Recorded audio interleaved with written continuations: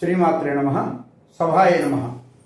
ఇప్పుడు మనం ఈ క్లాసులో గ్రహాల యొక్క శుభత్వం పాపత్వం గురించి మాట్లాడుకుందాం.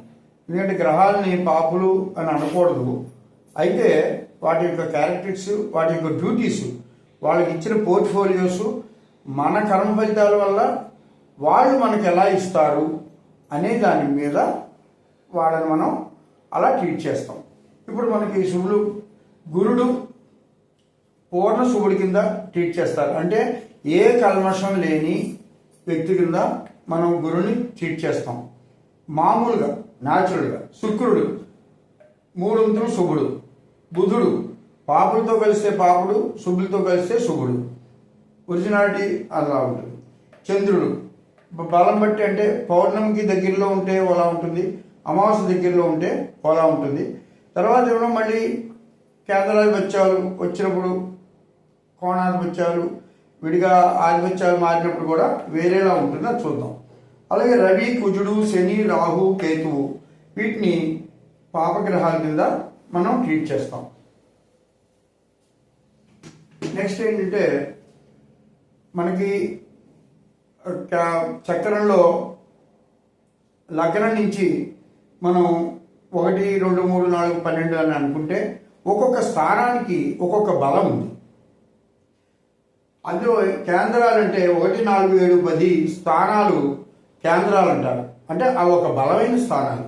అలాగే కోణాలు 1, 5, 9 ఇవి కూడా దాని తర్వాత మంచి బలమైన స్థానాలు. అంటే ఆ స్థానాల్లో ఏ గ్రహం ఉంటే వాటి బలం ఎలా వస్తుంది, ఇవన్నీ మనం తర్వాత డీల్ చేద్దాం. ఉపచయాలు 3, 6, 10, 11, ఫణఫరాలు 2, 5, 8, 11, అపోక్లిమాలు 3, 6, 9, 12 ఇవి వీటి యొక్క పేర్లు అవుతాయి. అప్పుడు అక్కడ ఉన్న గ్రహాలకి ఆ ఫలితాలు అవన్నీ ఎలా ఉంటాయి అనేది ఇండివిజువల్గా మనం డీల్ చేద్దాం. ఇప్పుడు మనం చక్రం తీసుకుంటే ఫస్ట్ లగ్నం ఉంటుంది. లగ్నం నుంచి 12 ప్లేసులు ఉంటాయి. వీటిని 12 భావాలు అంటారు. అంటే మనం ఇదంతా ఒక బాడీ పార్ట్ కింద తీసుకుని ఏ పార్ట్ నుంచి ఏమేమి ఫలితాలు వస్తాయో మనం ఒక్కొక్కటిగా చూద్దాం. ఇప్పుడు మనం ఇది లగ్నం. లగ్నం అంటే తనువు, శరీరం మొత్తం, హెడ్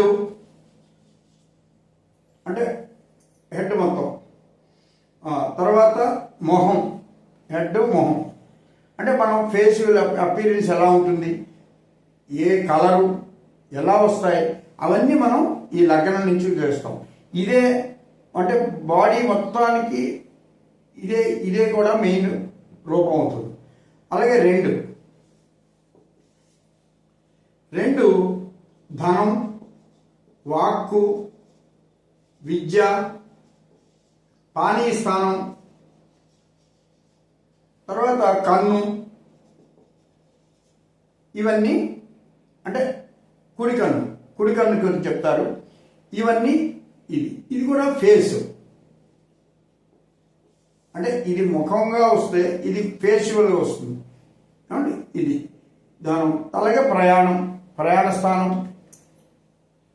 మెయిన్ ఏంటంటే ప్రయాణ స్థానం, ఇవన్నీ కూడా ఇందులో కవర్ అవుతాయి ఫేస్. తర్వాత 3 భ్రాతృస్థానం, సోదరులు,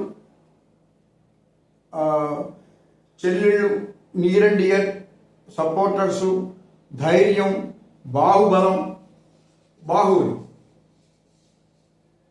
తర్వాత దగ్గర ప్రయాణాలు, దగ్గర చదువులు, ఇవన్నీ వస్తాయి. ఆయుస్థానం కూడా మెయిన్, ఇది కూడా ఆయుస్థానం, ఇవన్నీ ఇందులో వస్తాయి.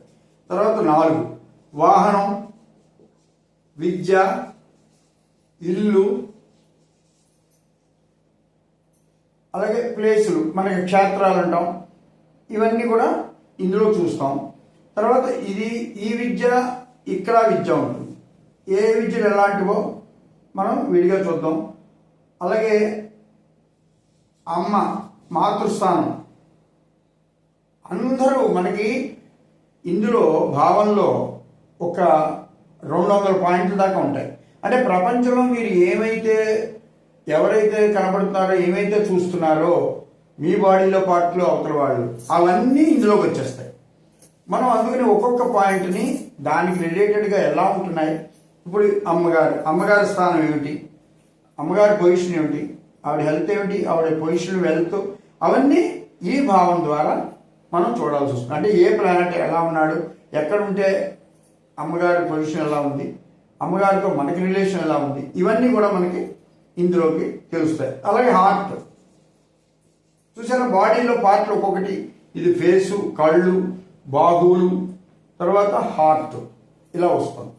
అలాగే ఐదో ప్లేస్ మంత్రపదం, ఉపాస్య దేవత. అంటే మీరు ఏ దేవతను కొలిస్తే మంచిది, మీ బుద్ధి, మైండ్ మొత్తం అంతా కూడా, అంటే మైండ్ లోపల, ఇది హెడ్ అన్నాం, ఇది మైండ్ లోపల ఎలా ఉంటుందో అవన్నీ కూడా తెలుస్తాయి. క్రియేటివ్ నాలెడ్జ్ అంటే మనకి ఈ పజిల్స్, గ్యాంబ్లింగ్స్, అంటే లేకపోతే మన ఈ షేర్ మార్కెట్స్, ఇలాంటి వాటిల్లో కూడా ఎలా మీరు అవుతారు, ఇవన్నీ కూడా ఇందులోకి వస్తాయి. ఉపాస్య దేవత, మంత్రపదం, ఇవన్నీ. అలాగే మీకు స్టమక్ గురించిన వివరాలన్నీ కూడా ఇందులో వస్తాయి. అందుకనే ఇది పిల్లలు, మన పుత్రస్థానం అని కూడా ఇదే అంటారు. అలాగే ఆరు ఏంటంటే శత్రు స్థానం, రోగస్థానం, రుణస్థానం, కోపం, విసుగు, చికాకు, తర్వాత అన్నగారు అంటే మేనమామ స్థానం, తర్వాత కాంపిటేటివ్ ఎగ్జామ్స్. అలాగే ఎనీ ఇప్పుడు ఈ బ్యాంకింగ్స్ అంటే అప్పులు తెచ్చుకోవడం, ఇలాంటివన్నీ కూడా ఇవన్నీ ఇందులో ఒకటి మనం అలాగే చూస్తాం.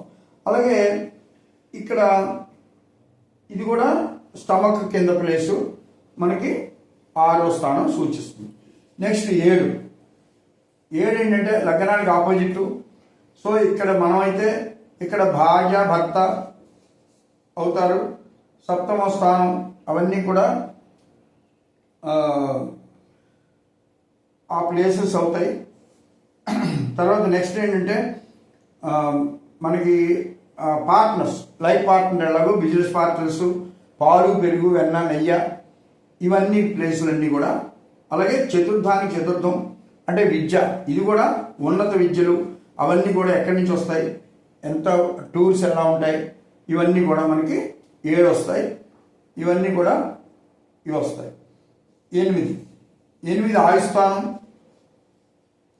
అలాగే రంధ్రస్థానం, అలాగే అవమానాలు, చికాకులు, అలాగే ఇంకొకటి ఎల్ఐసిస్, ఇన్సూరెన్సెస్, నిధులు, దాచుకున్నవి అంటే ముందు దాచుకున్న ఫిక్స్డ్ అసెట్స్, ఇవన్నీ కూడా మనకి ఈ ఆయుస్థానంలో 8వ స్థానంలో వస్తాయి. ఇక్కడ కూడా ఇది 7వ స్థానం కూడా, ఇది కూడా అంటే ఇది 2వ స్థానం, 7వ స్థానం, ఈ 3వ స్థానం ఆయుస్థానం చెప్పాం, 8 ఆయుస్థానం చెప్పాం. ఆయుకి 1000 స్థానం, ఇది మరణస్థానం అంటారు. ఇది మరణస్థానం, అవి కూడా గుర్తుంచుకోండి, తర్వాత చూద్దాం. ఇవి ఆయుస్థానం. తర్వాత 9 అలాగే ఇది రంధ్రస్థానం చెప్పాం బాడీలో పార్ట్లో. 9 ఏంటంటే ఊరువులు, ధర్మం, గురువు, దైవం. తర్వాత ఇక్కడ ఫాదరు, ఇక్కడ మదర్ చెప్పాము, ఇక్కడ ఫాదరు. అలాగే పూర్వజన్మ, పూర్వపుణ్యం, మనవళ్ళు, పంచమానికి పంచమం, 1 2 3 4 5, పంచమం అంటే పిల్లలు చెప్పాం. 1 2 3 4 5 పిల్లలకి పిల్లలు అంటే మనవాళ్ళు, అది 9 భాగ్యపదం. ఇవి ఊరు స్థానాలు, ఇవి ఇక్కడ మనం 9. అలాగే 10 అంటే ధర్మం, కర్మస్థానం అంటే ఉద్యోగాలు, ఇవన్నీ కూడా పేరు ప్రతిష్టలు, సెటిల్మెంట్స్, మొత్తం మంచి ప్లేస్ అంతా కూడా ఇది 10వ ప్లేస్ అవుతుంది. నెక్స్ట్ 11 ఏకాదశం అంటారు, అంటే లాభస్థానం, అంటే అన్నగారు, అక్కలు, అలాగే సకల విధమైన లాభాలు, కోఆపరేటివ్ సొసైటీస్ అని, ఇవన్నీ కూడా మనకి లాభస్థానం. ఇది ఊరులో చెప్పినట్టు ఇది పిక్కలు అలా వస్తాయి.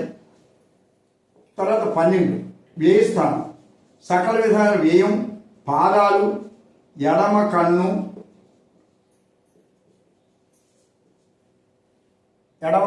చూసారా, కుడి కన్నుతో మొదలైంది, ఎడమ కన్నుతో ఎండ్ అవుతుంది. ఇదంతా బాడీ షేప్లో చూసుకోండి. ఇక్కడ హెడ్తో మొదలై ముఖం, కళ్ళు, ఈ మన భుజాలు, హార్ట్ ఇలా తీసుకొచ్చి సెంటర్ నుంచి ఇలా కాళ్ళు, ఇది పాదాలు. ఇది అలాగా మనకు ఒక మన మానవ శరీరం ఎలా ఉందో అలా మొత్తం ఈ భావరూపంలో ఇది మనకంతా కనబడుతుంది. అంతే ఇప్పుడు ఒక్కొక్క భావాన్ని మనం అనలైజ్ చేసుకుంటూ ఏ భావంలో ఎలాంటి పార్ట్లో ఎవరెవరు ఉన్నారు, ఎలా ఉన్నారు, మనిషి హైట్ ఎలా ఉంటున్నాడు, షార్ట్ ఎలా ఉంటున్నాడు, రంగులు ఎలా ఉంటున్నాయి, వాడి మెంటాలిటీస్ ఎందుకు ఉంటున్నాయి, అలాగా ఏ బాడీలో ఏ పార్ట్ ఎలా వీక్ అవుతోంది, ఈ పాపగ్రహాలు శుభగ్రహాల యొక్క ఫలితాలు ఎలా ఉంటున్నాయి, ఇవన్నీ అనలైజ్ చేయటమే ఈ అస్ట్రాలజీ యొక్క గొప్పతనం. ఈ అనాలిసిస్ మీకు ఎంత రాగలిగితే అంతలా మీరు ఒక మనిషి యొక్క స్టేజ్ని మీరంతా కూడా ఊహించవచ్చు. సో మీరు ఇవన్నీ కూడా బాగా ప్రిపేర్ అవ్వండి. మీరు ఏదైనా చిన్న చిన్న పుస్తకాలు కానీ పెద్ద పుస్తకాలు కానీ కొనుక్కుని ఇవన్నీ కూడా చాలా డీటెయిల్గా ఇంకా ఉంటాయి. మనకి ఇక్కడ సమయభావంతో కొన్నే డీల్ చేస్తున్నాం, అయినా మళ్ళీ అన్ని చేస్తూ ఉంటాం వరుసగా. అది మీరు చేసుకుంటూ ఉంటే మీకు కూడా సబ్జెక్ట్ బాగా డెవలప్ అవుతుంది. ఏదైనా కామెంట్ ఉంటే చెయ్యండి, so that I will correct. శుభాయ నమః.